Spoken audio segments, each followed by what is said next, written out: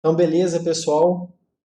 Agora já está gravando. Nós vamos fechar o assunto de programação estruturada do ponto de vista de tópico aqui, né? Mas a gente vai ficar usando pro resto da vida aí. Se vocês quiserem continuar fazendo trabalho em C, desde que não deixe de fazer em Java ou em C Sharp, pode continuar, que vocês vão ver que é bem legal. Tá? Mas vamos finalizar esse negócio aqui então. Como eu falei aqui em offline, agora já gravando, é um assunto bem pesado isso aqui. Não a primeira parte é bem sossegada, mas a segunda parte é muito pesada. Faz parte de teoria da computação, serve mais ou menos para você saber o que é possível de ser resolvido e o que não é possível de ser resolvido com o computador. Tá? Porque nem tudo existe algoritmo para você poder resolver. Entendeu? Então é isso que falo aqui um pouco do assunto. E também para que você consiga calcular mais ou menos o custo de fazer. Porque você vê, assim, às vezes você tem algoritmo, você sabe como resolve, mas não existe tempo suficiente de vida para você resolver. Você diz, não, o resultado desse negócio que você está querendo aí, eu te entrego daqui a 250 anos. Aí também não adianta. Então, é uns negócios mais ou menos nesse nível. Mas vamos começar com a parte legal aqui, que é de ponteiro de função. Então vamos lá. Que é isso aqui? Ao sumário que a Virginia colocou. Então tem aqui ponteiro de função, complexidade e tem a parte de teorema aqui também, tá? Então teria uma bolinha entre esse 2 e 3 aqui, esse 2,5, tá? Mas vamos lá.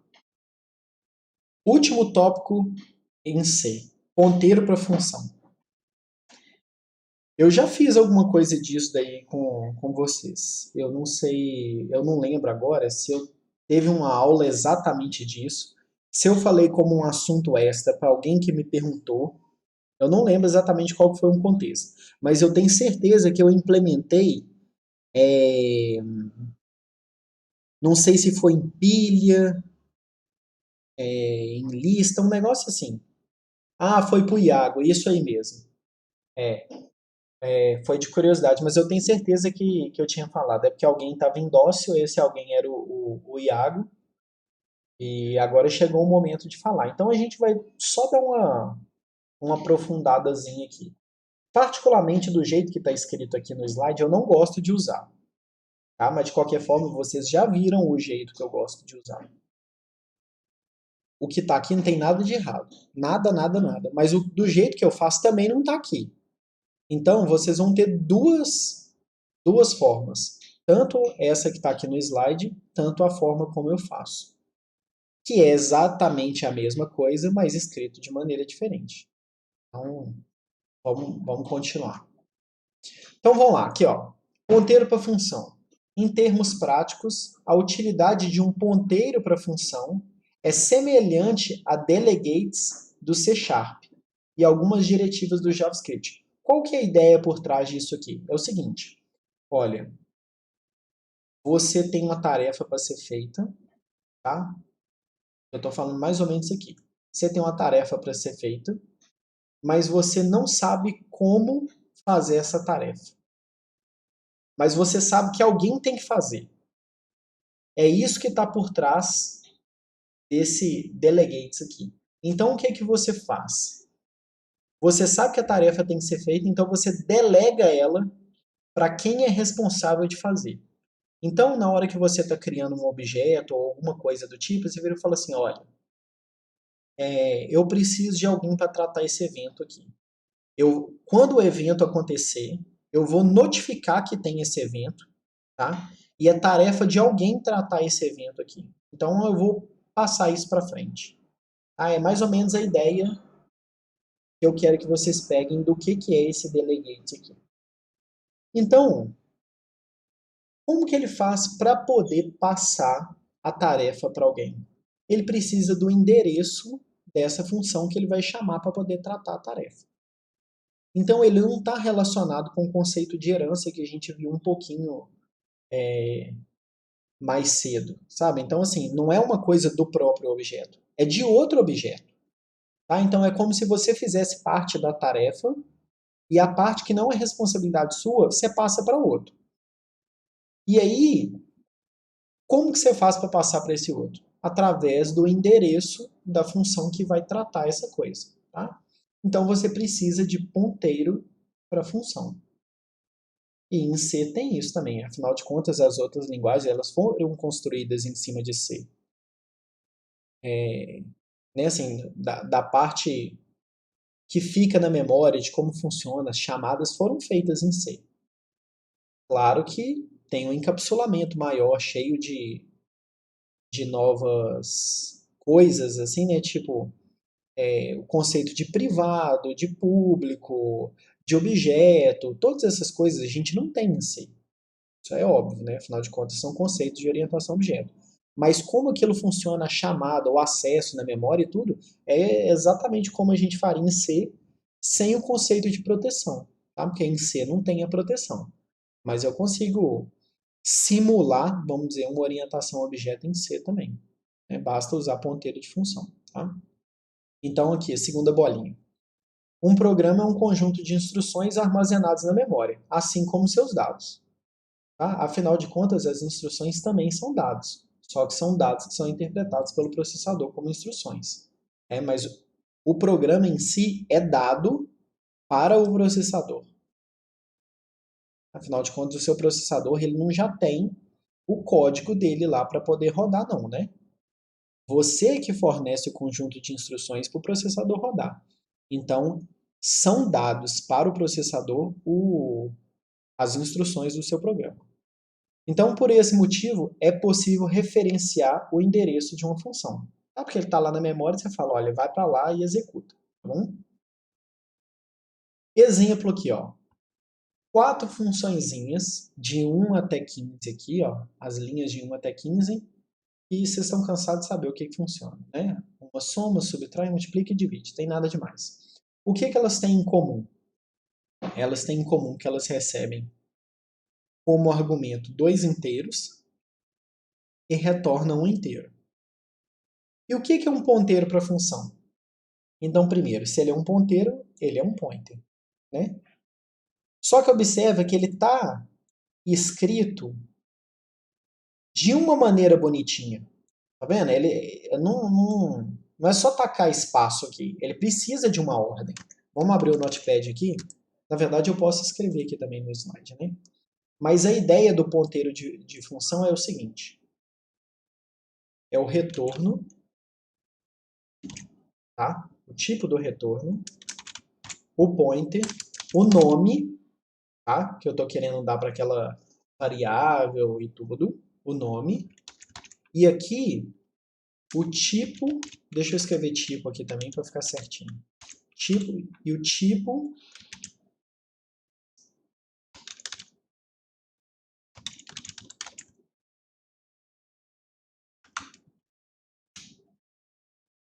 dos parâmetros. Então é assim que é a construção de um ponteiro. Tá? Não precisa dos nomes, ele só precisa saber dos tipos para ele, na hora que chamar, empilhar os argumentos da forma correta. Tá? Então, assim, o nome não interessa. Não faz diferença se aqui é A, B, C, não. Tá? Importante é o tipo e a ordem deles. Então, ele só está interessado nos tipos. Tá? Por quê? Ele vai pegar, vai empilhar um cara de 4 bytes, vai empilhar um cara de 4 bytes, vai retornar um cara de 4 bytes. Então, é por isso que ele precisa saber dos tipos, dos parâmetros e do retorno. Tá? O nome não importa, não. Deixa eu ver o que o Alexandre escreveu aqui. Então, você cria uma variável que é o endereço de de uma função. Que tem o endereço de uma função. Exatamente. Então, olha só. Essa variável chamada pfan aqui, né, o ponteiro de função aqui, ela é um ponteiro para uma função que recebe 2 argumentos do tipo inteiro e retorna um inteiro. Tá? Então, isso daqui, ó, isso, com isso aqui, deixa eu colorir.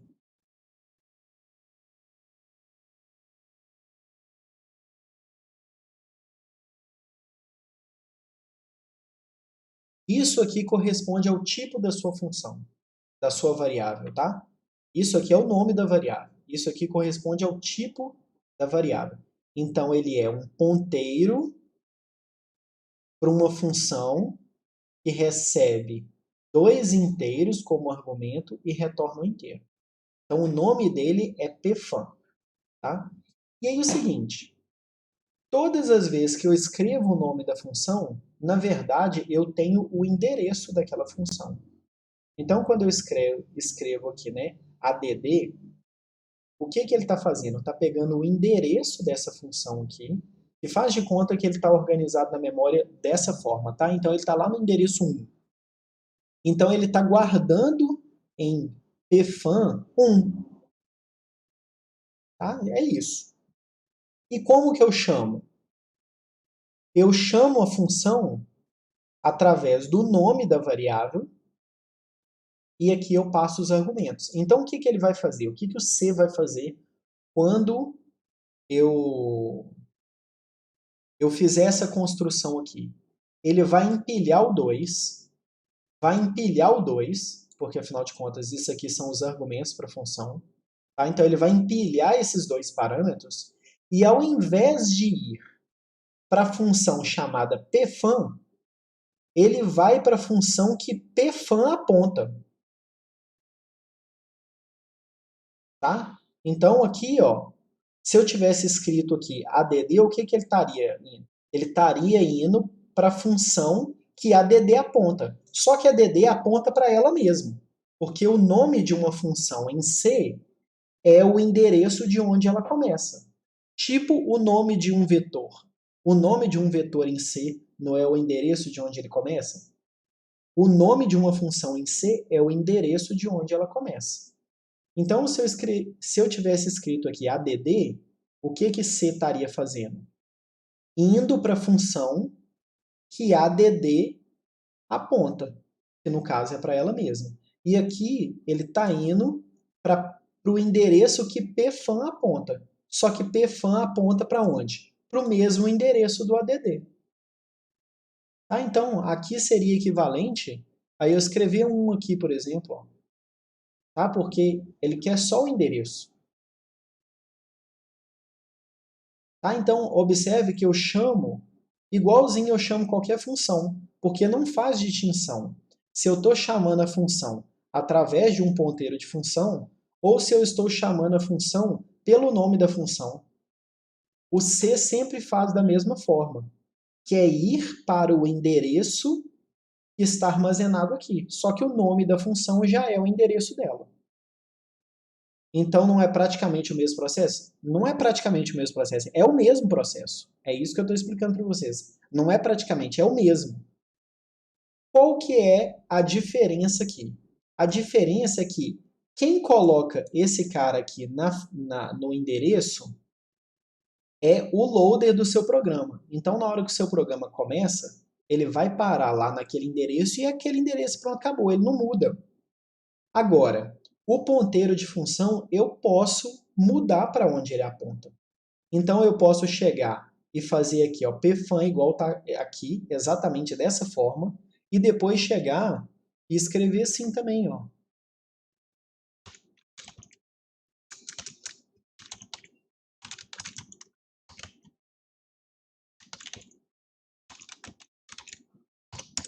Entendeu? Porque agora eu mudei. Aqui eu estou atribuindo. Então eu estou pegando o endereço de subtract, que aqui seria 5, e guardando aqui. E agora, ao invés de escrever subtract aqui diretamente, eu estou indo para o 5. Só que aqui estava escrito 5 já. Ó. Aqui já estava escrito 5, só que você não sabia. Então, o que ele está fazendo? Ele está copiando o endereço daqui para cá. Então, se essa função está no endereço 5, ele está copiando 5 para cá. Se essa função aqui está no endereço 559, ele está copiando 559 para cá. Então, para que serve isso daqui de uma maneira útil? Vamos pegar grafo aqui que está na cabeça da gente, tá? Foi um dos nossos últimos assuntos. O que você precisa para fazer uma busca em largura ou em profundidade num grafo? Você precisa de lista, né, se você fizer busca em largura, e você precisa de pilha, se você estiver usando busca em profundidade. Beleza. E como que você faz para caminhar? Independente do tipo de grafo, você precisa dos vértices adjacentes. Então, o que você pode fazer? Você pode fazer um algoritmo genérico de caminhamento em grafo que vai passar para ele o nome da função que obtém os vértices adjacentes. Então, o que você consegue fazer com isso? Usar a mesma função de busca, por exemplo, para caminhar num vértice feito com matriz de adjacência, um grafo feito com lista de adjacência ou um grafo feito com matriz de incidência. Independente da organização interna dele. Tá? A única coisa que você vai fazer é implementar uma função que obtém os vértices adjacentes e fazer o caminhamento dessa forma. Entendeu? Então, assim, dá para fazer coisas bem genéricas. E onde que a orientação objeto entra em cima disso daqui? Orientação objeto vem justamente dessa ideia aqui, ó. Porque uma das coisas que a gente tem em orientação objeto é a questão do polimorfismo, né? Que a gente pode mudar a implementação da função. Como que a gente faz a mudança da implementação da função? Trocando o endereço da função.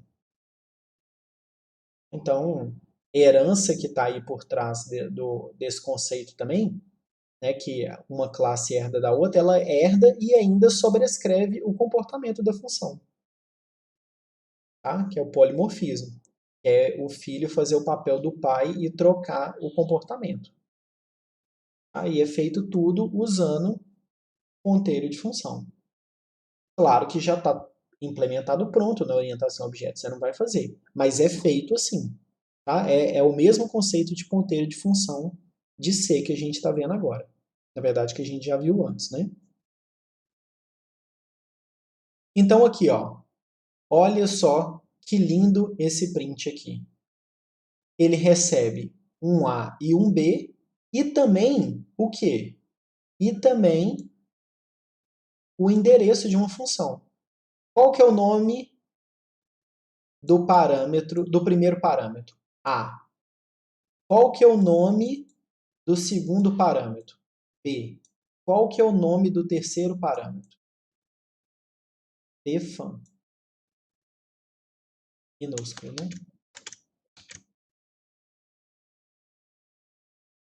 Tá bom?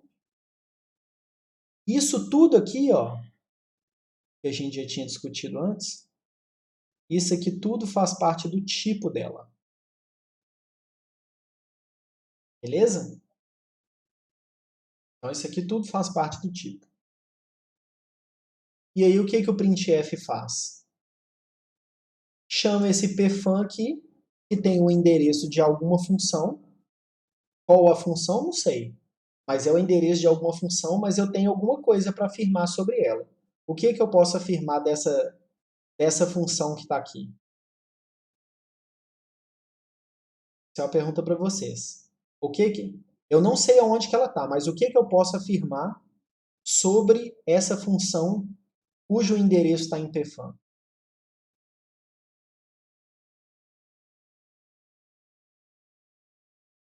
Que ela recebe 2 inteiros e mais alguma coisa. E que retorna um inteiro. Perfeito. É isso daí que eu preciso saber. Entendeu? O que a função faz não me interessa. Até porque na chamada de uma função, ele não sabe o que a função faz. Né? Se você tivesse que saber o que a função faz para chamar ela, complicava, né?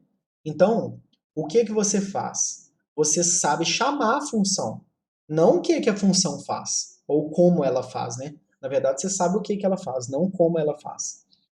Então, para chamar uma função, você empilha os argumentos, mais reserva o lugar para o retorno e empilha o endereço de retorno. É isso que o compilador faz para você quando você chama uma função. Então, como ele só precisa dessas informações, é isso aqui que você passa para ele. Tá? Para ele saber como chamar essa função. O endereço de retorno é óbvio, né? O endereço de retorno é aqui, ó. Ele tem que retornar aqui. Né? Porque se eu fui para essa função, na hora de voltar, eu tenho que voltar aqui. Então, isso daí já é automático.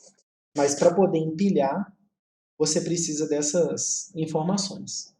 Tá bom? Então, olha assim, olha só, ele está chamando aqui o print, passando 2 e 2, e o endereço da função add, e print passando 2 em 2 com o endereço da função divide. Tá? Mesma função. Não confundir isso com isso aqui, ó.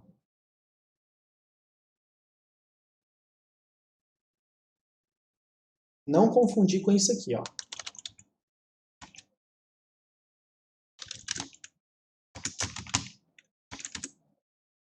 Isso daqui é uma função que tem múltiplos argumentos. Ah, então eu posso passar 1, 2, 3, 4, 5, 6, 7, 8, 10, quantos eu quiser.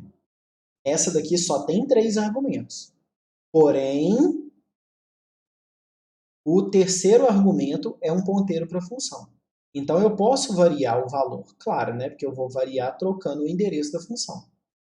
Tá? Mas eu só posso passar 3. Então não confundir com isso aqui, ó. Isso aqui é mais genérico que isso aqui. Então vamos lá.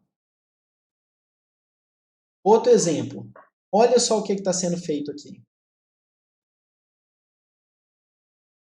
Cadê meus negócios de desenho? Aqui, ó. Qual que é o tipo dessa função? O tipo dessa variável aqui? A variável continua chamando pfan, tá? Mas qual é o tipo dela? Ela é um vetor, né? Porque você tem abre e fecha colchete, ela é um vetor. Então, ela é um vetor de 4 posições, onde cada posição é um ponteiro para uma função que recebe 2 inteiros e retorna um inteiro. E aqui ele já está inicializando ela, tá vendo aqui, ó? No pfan 0 é o endereço do add. No pfan 1 é o endereço do subtract. No pfan 2 é o endereço do multiply. E no pfan 3 é o endereço do divide. Tá? Então, olha só, a mesma chamada aqui antes, ó, do print, é a mesma coisa. Por quê? Porque no pfan 0, o que, que eu tenho? O endereço de uma função. E no pfan 1, o endereço. No 2, o endereço. No 3, o endereço. Tá? Então, assim, é um negócio que dá pra gente brincar bastante. Tá? Porque você faz um algoritmo genérico, aí você fica assim, o que, que eu preciso? Eu preciso de uma função que insere. Então, o cara te dá o endereço da função que insere. Não precisa de você fazer, não. Entendeu? Você fala, eu preciso de uma função que insere. Eu preciso de uma função que me retorne os vértices adjacentes. Eu preciso de uma função que faça tal coisa. Então, você tira a obrigação sua de implementar essa parte de inserir, de remover, de pegar vértices adjacentes e não sei o que não te interessa, e você faz simplesmente a parte do algoritmo de busca. Tá? E deixa a cargo da pessoa passar essas funções para você. Como que eu fiz isso na minha implementação lá? Eu não lembro qual que era o contexto, não. Deixa eu achar aqui.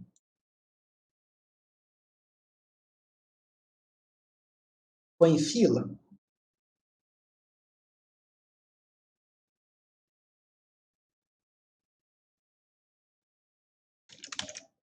Se alguém já souber aí, puder me falar, que eu já vou de cara no lugar aqui, tá?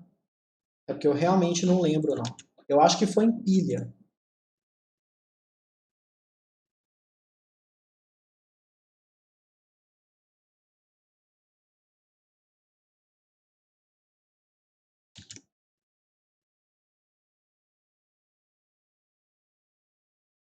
Não lembro.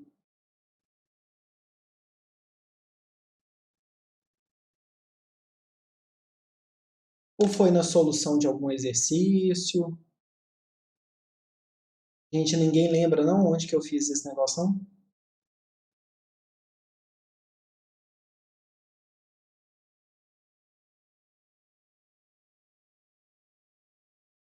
Ah, aqui, ó, achei.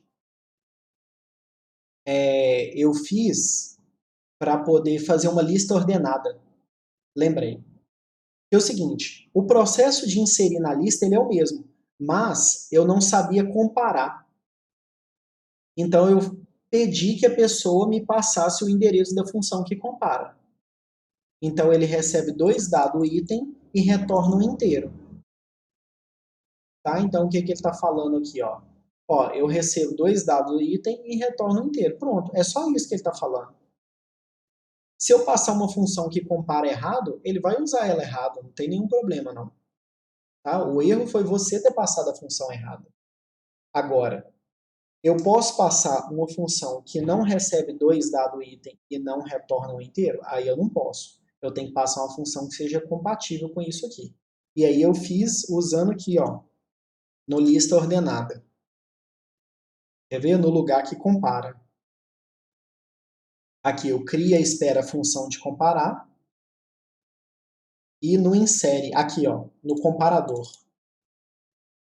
Tá? Para ele poder ir andando na lista até achar a posição adequada. Então foi nesse contexto aqui que eu usei. Então o processo de inserir na lista, eu conseguia fazer ele, inclusive, uma lista ordenada de trás para frente, né? Porque se eu passasse uma função que compara e retorna um número positivo quando o primeiro é menor que o segundo, aí eu tenho uma lista ordenada de trás para frente. Tá? Então, assim, é muito prático isso, muito útil. Então, isso aqui é o que eu acabei de falar, né? Mostrei para vocês que é um vetor de 4 posições de ponteiros de função, todos que recebem dois inteiros e retornam um inteiro. Complexidade. Né? A gente já finalizou aqui a parte do ponteiro para a função. Deixa eu falar com vocês o que é que eu faço diferente. O que é que o Leandro faz diferente? Ó. Leandro. Eu não gosto de escrever isso aqui. Ó. Eu acho que o código fica horroroso com isso aqui. Não gosto. Então, o que eu faço? Eu crio um tipo, tá? Tá aqui, ó. Eu crio um tipo, dou o nome para o tipo e pronto. E aí, na hora que eu for usar tipo aqui, ó,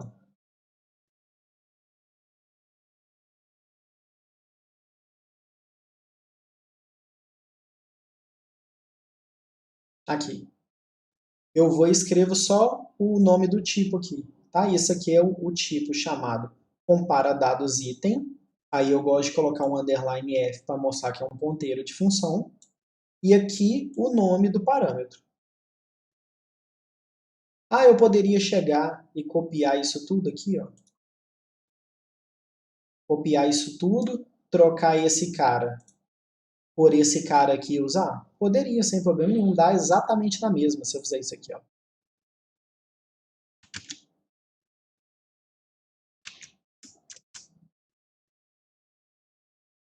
Tirar isso aqui.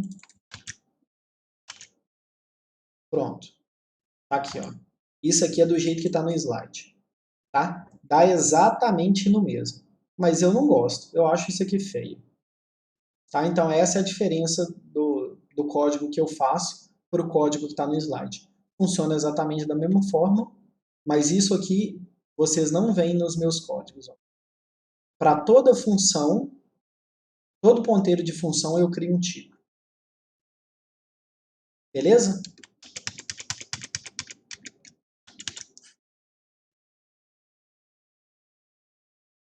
Vamos lá, continuando. Agora nós vamos entrar no assunto de complexidade aqui.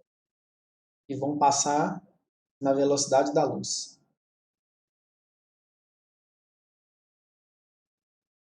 Vou fazer uma referência aqui. Muito ruim. Mas vamos lá. Ordem de complexidade, que nós já vimos um pouquinho disso aqui. Tá? Então, C é uma constante. A gente já viu que a constante ela pode variar, inclusive dependendo da ordem aqui, sabe? Então, por exemplo, assim, 2 vezes 1 ou 50 vezes 1 dá na mesma, não muda a ordem de complexidade. E a gente tem aqui ordem constante, significa que independente do número de itens eu gasto o mesmo tanto.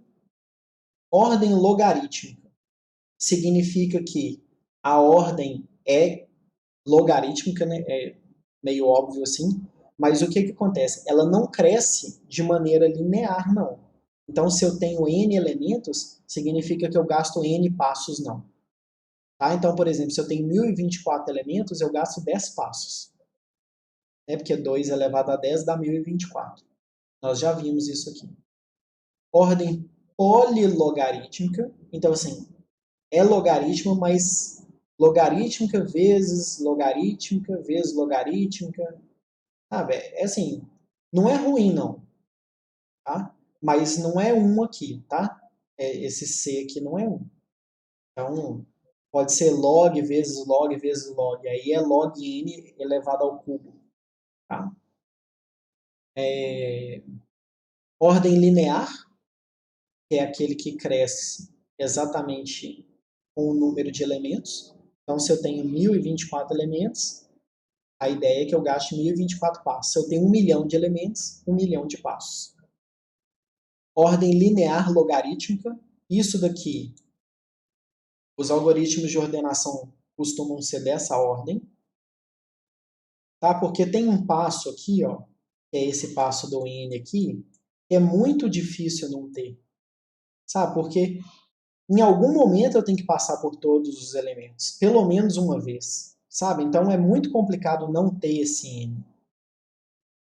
Porque é só você pensar mais ou menos como que eu vou ordenar os elementos sem eu garantir que todos estão na ordem correta, sabe? Porque a princípio eles podem estar em qualquer ordem, então é muito complicado não ter esse n aqui, tá? Que é passar por todos os elementos pelo menos uma vez para garantir que eles já estão na posição dele. E essa parte aqui do log, ó, vem de eu quebrar o meu problema. Que a gente já viu, né? Vai quebrando em dois e tudo. Então, aqui entra quicksort, entra merge sort, né? Ordem quadrática. Então, bubble sort é um exemplo disso aqui, ó. O bubble sort é um exemplo disso aqui, porque ele passa para cada elemento, ele compara ele com todos os outros. Então, se eu tenho n elementos, n vezes n. Ordem cúbica. Isso daqui, ó, exemplo de ordem cúbica, é multiplicação de matriz, né? Multiplicação de matriz é ordem cúbica, porque, se eu não me engano, eu posso estar enganado, tá, gente? Eu posso falhar aqui na parte da matemática, mas me corrijam aí se eu estiver falando besteira. Mas eu tenho quase certeza que multiplicação de matriz é cúbica, porque que eu me lembre mais ou menos, isso não é uma coisa que eu fico fazendo no dia a dia não, tá? Mas que eu me lembre mais ou menos, para eu poder preencher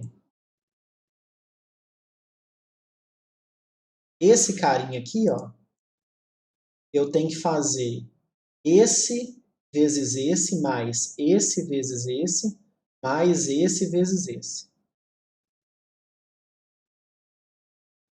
E aí depois, eu não sei se é assim, ó, linha e coluna, ou se é coluna e linha, não importa, mas a ideia é o seguinte, é que eu tenho que passar por essa galera,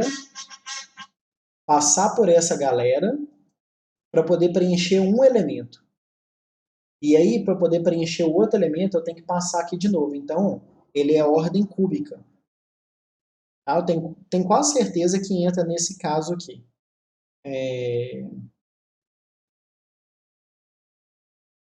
Eu posso estar vacilando aqui em alguma coisa, mas eu acho que multiplicação de matriz faz isso mesmo. Vocês estão aí? Tá todo mundo aí?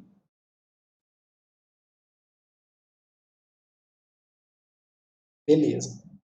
Vocês já viram multiplicação de matriz na matemática ou não? Ah, tá. Então é por isso que eu posso estar falando uma besteira aqui e ninguém está me corrigindo. É...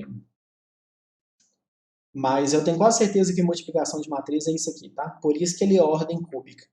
Aí tem ordem polinomial. O que é ordem polinomial? É qualquer coisa que o, o expoente aqui é que vai mudando, sabe? Não em função dos elementos. Exponencial é quando o expoente muda em função do número de elementos. E fatorial não precisa nem de falar que esse aqui é o pior de todos, né? É o terrível. Sabe? Quando alguma coisa aqui, ó, tá na ordem fatorial, aí assim. Exemplo de coisa aqui fatorial. Aquele problema lá do caixeiro viajante que a gente viu do grafo lá de passear pelas cidades. Porque, em teoria, se não tiver nenhuma otimização, claro, né? Eu estou falando aqui a solução possível. A solução ótima você só vai saber depois que você testar o caminho passando por todas as possibilidades de cidade, né? Então, assim, eu vou começar dessa cidade, vou colocar só 4 cidades aqui, ó, só para a gente ter uma ideia, tá? Aí eu viro e falo assim, eu começo dessa cidade, aí eu vou para essa, depois vou para essa e vou para essa. Aí qual que é a outra possibilidade? Eu saio daqui, venho para cá e venho para cá. Aí outra possibilidade, eu saio daqui, venho para cá e venho para cá. Eu saio daqui, vem para cá, vem para cá, vem para cá, entenderam? Então assim, esse cara aqui, ó, é na ordem fatorial. Tá? Porque depois de fazer todas essas possibilidades aqui, começando desse cara, eu tenho que fazer começando desse, eu tenho que fazer começando desse, eu tenho que fazer começando desse. Então é fatorial esse negócio. E óbvio que cada vez que eu vou para uma cidade, o meu número de cidades diminui, né? Porque aqui, ó, no início eu posso escolher entre 4 cidades. Mas depois que eu já fui para essa, eu só posso escolher 3. Depois que eu já fui para essa, eu só posso escolher 2. E depois que eu já fui para essa, eu só posso escolher uma. Então a minha possibilidade de escolha, ela vai diminuindo, tá? Então, são exemplos aqui de algoritmos com complexidades diferentes. Eu não sei dar de cabeça nenhum exemplo desse cara aqui. E esse cara aqui com 2 e 3 eu já falei. Esse aqui eu realmente não lembro nenhum de cabeça, não. Tá? Isso aqui é hash, por exemplo.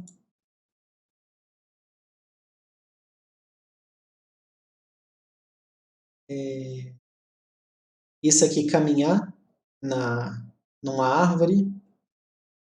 Esse aqui também não sei nenhum exemplo assim de cabeça. Nem alguma coisa que seja log n vezes log n. Eu não lembro nada, não. Isso aqui já dei de exemplo e os outros já dei de exemplo. Beleza. Então vamos continuar. Ó, que beleza, né? Bom que já estava aqui, mas não tem todos, não, né? Só fala aqui mais genérico, mas tá bom. Busca odd 1 é hash, busca odd n é linear, ordenação n log n, quicksort, merge sort, n2 é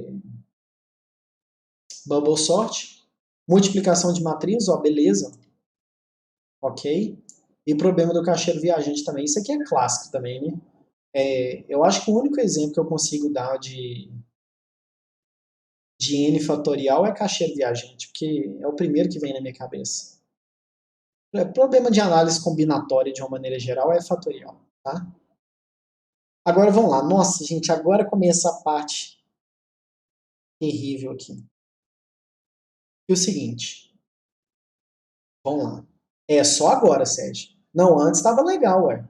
É esse pedaço aqui agora que começa aí, tá? Vamos lá. Classe de problema P. Tá? São os problemas que podem ser resolvidos em tempo polinomial. Então é essa galerinha aqui, ó. Cadê? Deixa eu trocar minha cor de caneta aqui. É essa galerinha aqui, ó.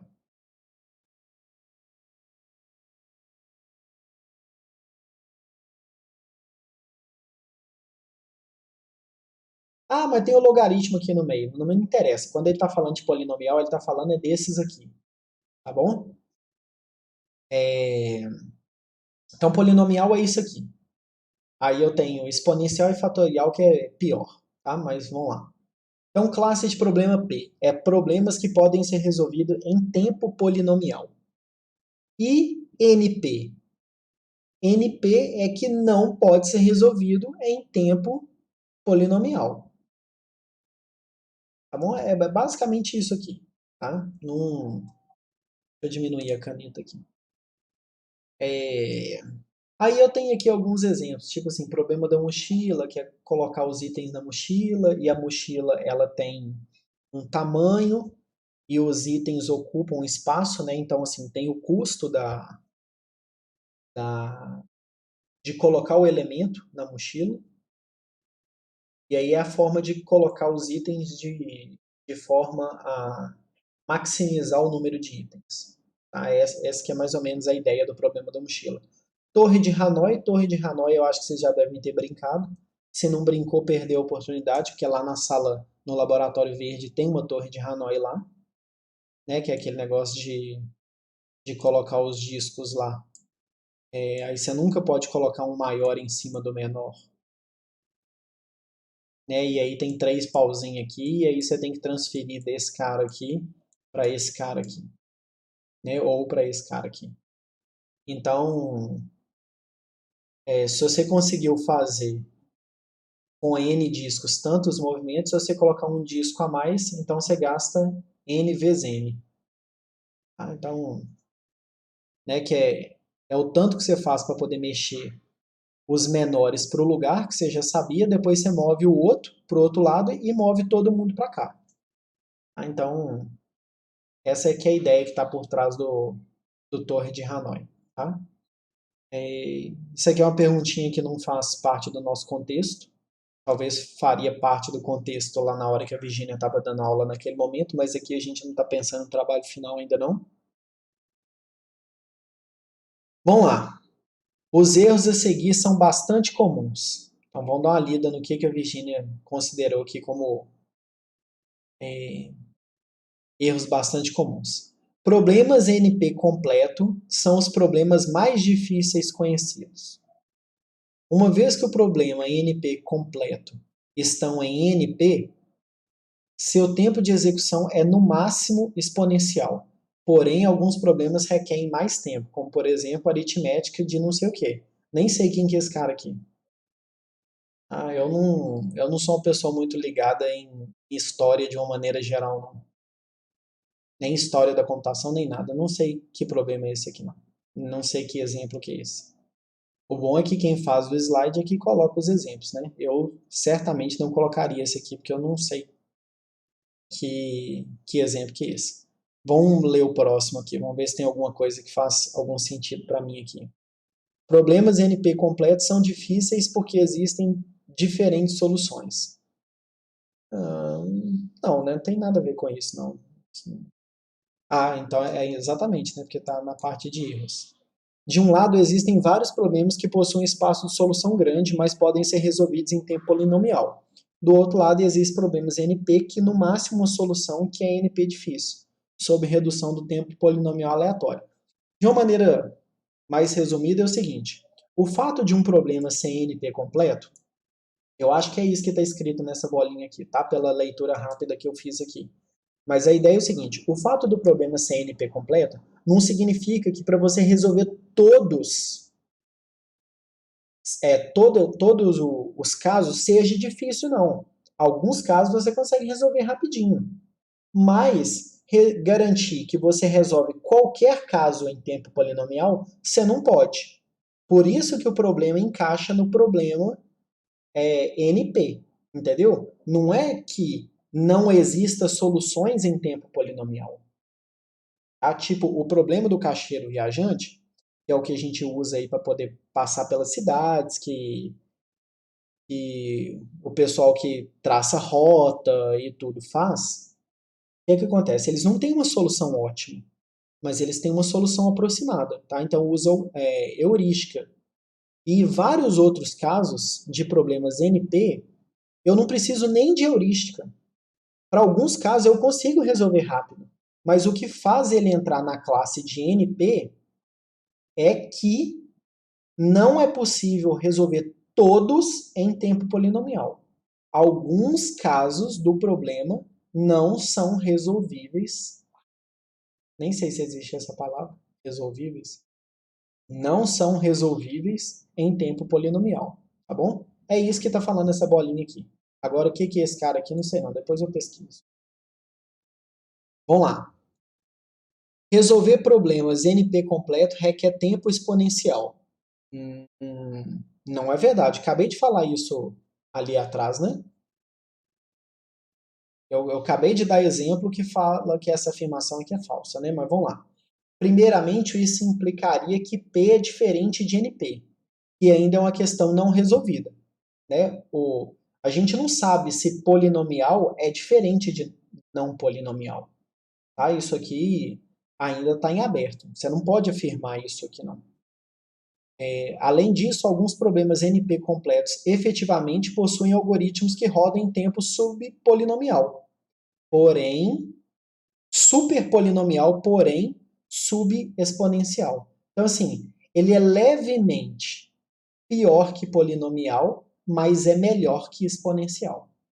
Tá? É isso que essa última frase aqui está falando. Vamos lá.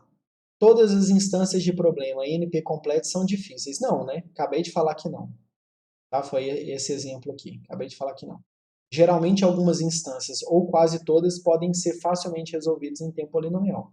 Beleza. Tipo, o problema do caixeiro viajante, ele é um problema NP. Mas se eu só tenho uma cidade, pronto, é resolvível em tempo polinomial. Pronto, é só ir para aquela cidade e ser feliz. Entendeu? Então, assim, certamente isso aqui é erro, né? É porque eu acabei de dar exemplo aqui. Quais não podem ser, Sofia? Vários, né? Tipo, o problema do caixeiro viajante. De uma maneira geral, se eu pegar várias cidades, ele é exponencial. Então, ele não é polinomial. Agora, se eu chegar e virar e falar assim, sei lá, deixa eu tentar dar uma simplificada nele aqui. Que eu tenho que viajar, mas a distância entre as cidades, ela não pode ser maior que tanto, sabe? Então significa que mesmo que eu tenha essas cidades aqui, ó,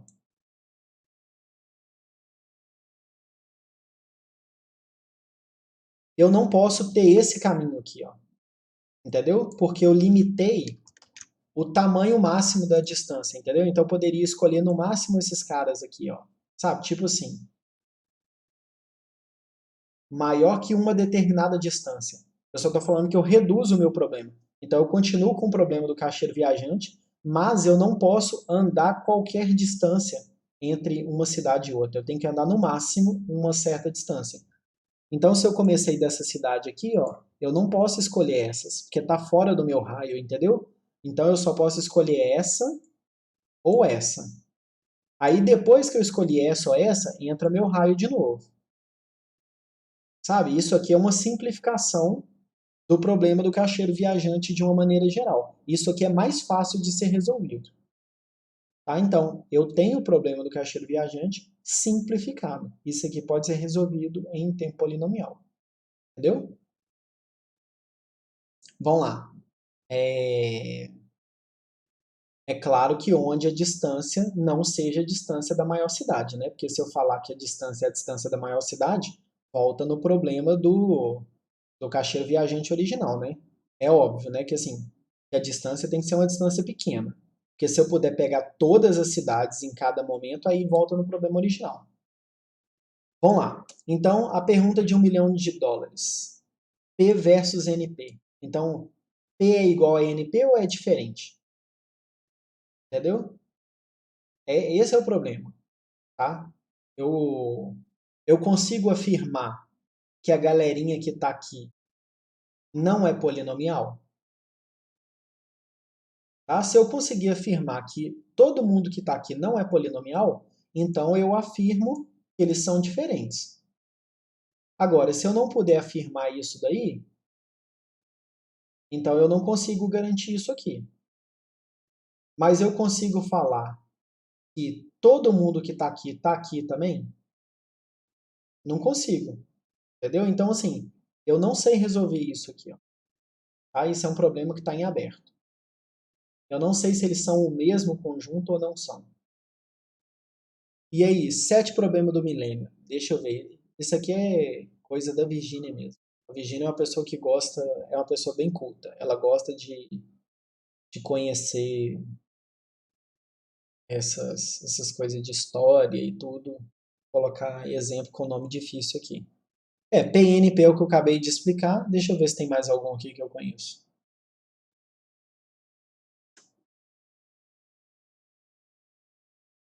Não, não conheço mais nenhum. Não faço a menor ideia quem são esses caras aqui. Os 7 problemas do milênio. Para mim, o problema do milênio é terminar meu doutorado. Esse aqui é um problema do milênio de verdade.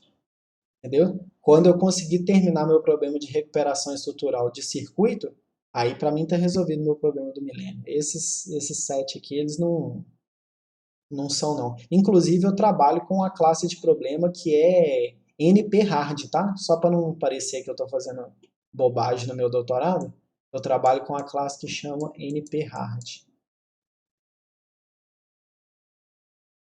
Eu trabalho com SAT, que é problema de satisfabilidade, tá? Mas não é nenhum desses aqui não, tá bom? Vamos lá. Computabilidade. Nossa, isso aqui é o seguinte. Deixa eu falar com vocês. Isso aqui faz parte da teoria da computação, que é basicamente para garantir que você pode resolver o problema, né? Porque tem problemas que eles não são solúveis no computador. Não tem jeito de você escrever um algoritmo.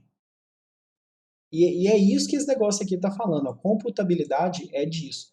Ó, é possível fazer um algoritmo para resolver esse problema? Se é possível, ele é computável. Se não é possível, ele não é computável. Ser computável não significa que você tenha tempo de vida para resolver, não. São duas coisas distintas. Sabe, um algoritmo fatorial, ele é computável. Só que você não vai conseguir ver a resposta antes de morrer. Sabe, mas ele é computável. Agora, tem problema que não é computável. Não tem jeito de você fazer um algoritmo para ele. É isso aqui que está falando. Vamos ver o que a Virginia escreveu aqui nos slides. Até aqui comentamos problemas que são difíceis de serem resolvidos, mas todo problema pode ser resolvido? Não. A resposta é não. Existe algoritmo para tudo? Não. Se tem algoritmo, é resolvível. Se não tem algoritmo, não é. A computabilidade de um problema é intimamente ligada à existência de um algoritmo. É o que eu acabei de falar. Tá? Se tem um algoritmo, é resolvível. Se não tem, não é. Problema da parada. Isso aqui é o problema clássico. Tá? É o seguinte. Dada a descrição de um programa e uma entrada finita, decida se o programa termina de rodar ou rodará indefinidamente. Isso aqui é um problema. Tá? O que acontece? Você tem um programinha e uma entrada para esse programinha.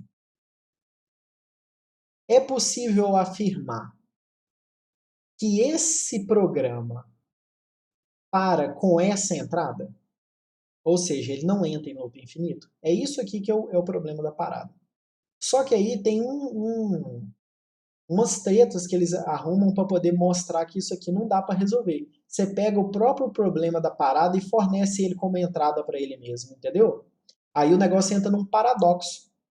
Porque se um lado ele para, o outro fica em loop infinito. Se um lado fica em loop infinito, o outro para, entendeu? É uma loucura isso aqui.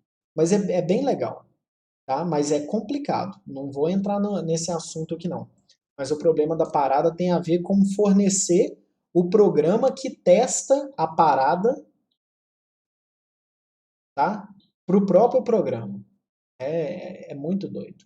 Mas é muito legal. E olha só, esse cara aqui, ó, esse cara é foda. Mas é muito. Quem não assistiu, acho que chama O Jogo da Imitação. Tenho quase certeza que é esse o nome do filme. O Jogo da Imitação. Quem não assistiu esse filme, assista. Tá? É, no filme ele é mega arrogante. E talvez ele fosse arrogante mesmo. Eu não tô nem falando que não é. Como história não é uma coisa que eu acompanho muito, eu não faço ideia como que o cara era de verdade, não. Mas toda a arrogância dele tinha motivo, porque o cara era bom mesmo, entendeu? O que aconteceu? O cara ele criou a ideia de uma máquina, a máquina chama máquina de Turing por conta disso, que era assim, é uma máquina genérica, que você pode programar ela para fazer qualquer coisa. Então você não fazia uma máquina específica, você fazia uma máquina que rodava qualquer coisa. É aí que começou o computador de verdade, porque a ideia de um computador é por conta disso, né? Que ele não faz uma coisa específica, ele faz aquilo que você está programando ele ali para poder fazer naquele momento. Então, ele criou o conceito dessa máquina de Turing. Eu não sei nem se ele deu esse nome para ela ou se foi alguém que deu o nome. O negócio é, sabe, eu acho que ele não criou a máquina e falou assim, agora você chama máquina de Turing. Eu acho que ele não fez isso. Acho que ele só fez a máquina e depois alguém resolveu batizar a, a máquina com o nome dele, porque foi ele que fez. Mas é muito, muito top, assim, o que ele trouxe pra gente, sabe? Ele conseguiu um jeito de fazer computação genérica, sabe? Você não tem que fazer um circuito para poder fazer uma coisa. É para fazer aquilo que você quer que ele faça naquele momento. E no caso específico do filme, ele usa o conceito para resolver um problema específico que é quebrar lá o negócio da senha lá do Enigma, a máquina lá dos alemães lá. O Iago tá falando, ele, se me lembro bem, ele chamava a máquina com o nome do cara que ele gostava. Então, é, aquela máquina lá do filme, o Iago, é a máquina para resolver o problema do Enigma, entendeu? O conceito da máquina é, é tipo assim, é formal, sabe? Ele criou o conceito formal de máquina de Turing. Um jeito de descrever computacionalmente. Sabe? A máquina de Turing não é uma máquina física, não. Aquela máquina para resolver o problema do Enigma, ela é uma implementação da máquina de Turing, né, do conceito da máquina de Turing para resolver o problema do Enigma. Sabe, a máquina de verdade, máquina de Turing, ela não existe. Ela é formal, entendeu? Mas eu realmente não lembro o nome daquela máquina lá, não. Mas eu sei que era para quebrar o problema lá do Enigma. Tá? E vamos lá, continuando aqui. Turing e outros grandes mestres, né? Os fundamentos matemáticos da computação moderna começa com esse cara aqui, ó, com o teorema da incompletude. Vamos ver mais curiosidade que a Virginia trouxe aqui para gente. Essa teoria mostra que existem limites dos quais pode ser provado ou desaprovado em um sistema formal. Isso levou a trabalhos posteriores, né, desse mesmo cara, fez outras coisas, e outros teóricos e descrever tais sistemas formais, incluindo o conceito de recursividade e cálculo lambda. Esses dois negócios aqui são muito legais, né? A gente usa o tempo inteiro. Vocês não chegaram a brincar com cálculo lambda ainda não, mas vão trabalhar. Quem continuar na computação, uma hora vai trombar com esse cara aqui. A Virginia colocou essa bolinha aqui. Não sei se ela leu, talvez ela tenha lido, né? Afinal de contas, ela está dando uma sugestão. A menos que seja aquela sugestão, não, faça tal coisa, mas eu nunca fiz, não. Mas faz que vocês vão gostar, não sei. Se ela está recomendando, deve ser porque ela leu e gostou. Eu provavelmente não vou ler, tá? Porque deve falar de alguma história, de alguma coisa aí que eu não estou interessado. Eu gosto de coisa mais didática, não de ficar contando história. Mas é gosto meu, né? Mas vamos lá. Em 1936, Alan, ó, esse cara aqui, ó, o Church, tá? também é top, tá? Esse aí também é top. O Turing é top. E o Church também. E aí o que acontece? Os dois criaram um modelo para poder formalizar o que pode ser computado. Entendeu? Olha para você ver que negócio. Ele falou assim, olha, se esse negócio pode ser computado, ele tem que encaixar aqui. Tá? A regra é essa, ele tem que ser encaixado aqui. Então, a teoria por trás disso aqui é bastante complexa, né? O que eu estou fazendo na aula de hoje aqui é contando um pouquinho de história para você, sem entrar em detalhes, até porque eu não sei mesmo detalhes dessas coisas, onde o cara viveu, com quem que ele trabalhou, o que ele fez antes, depois. Eu não gosto muito dessas coisas, não. Então, não procuro muito saber, não. Eu gosto de programar, eu gosto de mexer com circuito, eu gosto dessas coisas. Então, é ali que eu foco o meu tempo. Tá? Como que as pessoas viviam no passado, não estou muito interessado, não. Mas eu sei que é o seguinte, esses dois caras aqui, eles foram importantíssimos. Tá? Mas muito mesmo. Só que é pesado o que está por trás disso aqui. E é definir o que pode ser computado. Tá? E, e a tese com o nome dos dois, né? É Church e Turing. Tá? Esse que trata desse caso aqui. Que um exemplo de uma implementação é aquele lá da máquina lá do Enigma. Tá? A máquina do Enigma é uma implementação do que está por trás dessa questão do que pode ser computado ou não. Tá? É que é o seguinte, um cara estava trabalhando, o outro estava trabalhando também. O Turing foi o cara que fez a máquina. Beleza? E esse cara aqui, ó, o Neumann, eu tenho quase certeza que fala Neumann também, esse cara aqui é o cara responsável por ter o computador do jeito que a gente tem hoje. Sabe? Assim, é, é um negócio fora de sério, que assim, tem cara que realmente parece que tá na frente do tempo dele, sabe? Eu fico brincando com vocês que, visão além do alcance e tudo, mas esse cara aqui era um cara que tinha visão além do alcance. E aí ele foi e fez o projeto da lógica do que seria um computador, entendeu? E participou da criação do ENIAC, né? Dos primeiros computadores aí. Então, assim, a importância do Turing e do Neumann é, é infinita, assim, para o que a gente tem de computador hoje. Tá? E é tudo isso que eu levo para mim de informação, sabe? Se um dia eu fizer alguma coisa útil na vida aí, provavelmente não vai acontecer nem perto do que esses caras fizeram aí. Se lembrar de mim mais ou menos assim, igual eu lembro deles, já tá de bom tamanho, tá? Você sabe, que o Leandro dava aula lá no Coltec, e aí ele gravava vídeos, e aí ninguém assistia os vídeos, ninguém não precisa nada disso, não precisa ninguém saber da minha história. Tá lembrando mais ou menos o que eu fiz, já tá de bom tamanho. E assim, e o que eu lembro desses dois, eu acho que já tá de bom tamanho para mim para quantificar aí a importância desses dois caras. Sabe, ó, projeto da lógica do computador, a gente tem aqui por conta desse cara. E o que pode ser computado? Para a gente não ficar viajando, isso dá para fazer, isso não dá. É por causa do Turing. Entendeu? Então, assim, apesar de eu não gostar muito aí do assunto de história, mas eu tenho toda a admiração por esses dois caras aqui. Tá? Eles realmente fizeram coisas muito úteis. E outro cara que eu gosto também, que não tem nada a ver com computação, é o Tesla, tá? Aqui já é mais curiosidade. Esse cara aqui também, nossa, gente.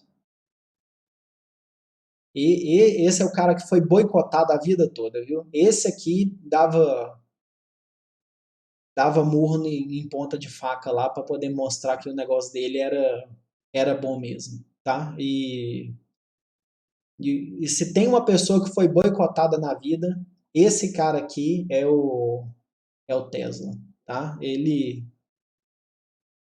Eu acho que se ele tivesse tido um pouquinho de incentivo, 10% de incentivo, o que ele tinha feito para a humanidade aí, a gente já estava séculos na frente do que a gente está hoje. Porque com todo o boicote que ele sofreu, com toda a perseguição, tudo que os outros fez para acabar com a raça dele, ele fez tanta coisa útil que esses três caras aqui eu guardo no coração, tá? O Turing, o Neumann e Tesla, tá? É três caras aí que eu acho legal. Aí tem outros aqui também, né? Do Elon Musk, eu gosto do Elon Musk, sim. Ele não. Acho que não tem nenhum problema da pessoa ganhar dinheiro e fazer coisas legais, não. Eu não vejo isso como um problema, não. Ah, a pessoa tem que fazer coisa legal e ela tem que fazer voto de pobreza. Não. Claro que ele não só faz coisa legal, não, né? Ele é meio burguês, faz uns trem que não devia, mas eu gosto dele de uma maneira. Beleza? Eu acho que acabou, né? Acho que daqui pra frente eu acho que é exercício. É exercício. Isso aqui já tinha sido passado, né? Isso aqui é da aula passada. E criar exemplo com ponteiro de função. Na verdade, se você fizer busca em grafo usando ponteiro de função, eu vou considerar que você aprendeu ponteiro de função. Porque não é complicado, muito pelo contrário, né? É até bastante simples. Mas você está fazendo uma aplicação bem útil. Tá? Então, se vocês quiserem gastar um tempinho implementando busca em grafo usando ponteiro de função, vai ser bem legal. Tá?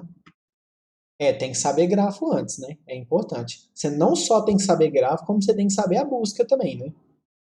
E antes de saber grafo e busca, você tem que saber pilha para poder fazer busca em profundidade e tem que saber lista para poder fazer busca em largura, porque senão você também não faz não. Beleza? E o que, que tem no próximo slide aqui? Quando eu falo que as coisas elas têm a carinha da gente, isso aqui é um slide que tem a carinha da Virginia. Ela é uma pessoa bem nerd. Não é crítica não, tá? Eu só tô falando a realidade. Eu não sei nem se é nerd, eu acho que a palavra mais legal é geek. Sabe, a Virginia gosta bem desses negócios de herói, de essas coisas assim, né? Eu acho o Batman legal e é tudo que eu tenho de informação sobre ele. Se ele é Marvel ou se ele é DC, eu não sei. Se eu tiver lá na pergunta lá de um, 1 milhão lá, quem quer ser um milionário? Última pergunta. Batman é Marvel, DC, é Capcom, é não sei o que, eu não sei. Eu só sei que o Batman é legal e ele usa tecnologia, não é poder. Eu acho isso legal. Poder é um dom que você ganhou. Agora, tecnologia é pesquisa. Então eu gosto do Batman. O poder dele é dinheiro, né? Ele faz a pesquisa usando o dinheiro dele, mas ele poderia usar o dinheiro dele também só para beber e fazer outras coisas. E ele não faz isso, né? Então, assim, é claro que é dinheiro, mas é dinheiro e pesquisa também. Beleza? Mas é isso, gente. Acabou a aula. A aula de hoje, assim, foi light e ao mesmo tempo pesada, porque eu dei só uma pincelada, né, nessas coisas aqui de complexidade, de P e NP, mas o assunto desse negócio aqui é complicado demais. Nossa, realmente, o terceiro módulo de teoria da computação é inteiro sobre problema de decidibilidade, tá? Que tem a ver com esse negócio de computabilidade aqui. E é a parte mais difícil da matéria, de fundamento e teoria da computação. Para quem seguir a linha aí, a minha dica é vai bem no primeiro e na segunda parte, porque na hora que chegar na terceira parte, que é decidibilidade, o bicho pega, tá? Mas é isso, gente. Então tá bom, eu vou parar de gravar aqui, né? Hoje foi uma aula bem sossegada. E se alguém tiver alguma dúvida, pode continuar perguntando aqui que eu vou subir as coisas. Beleza?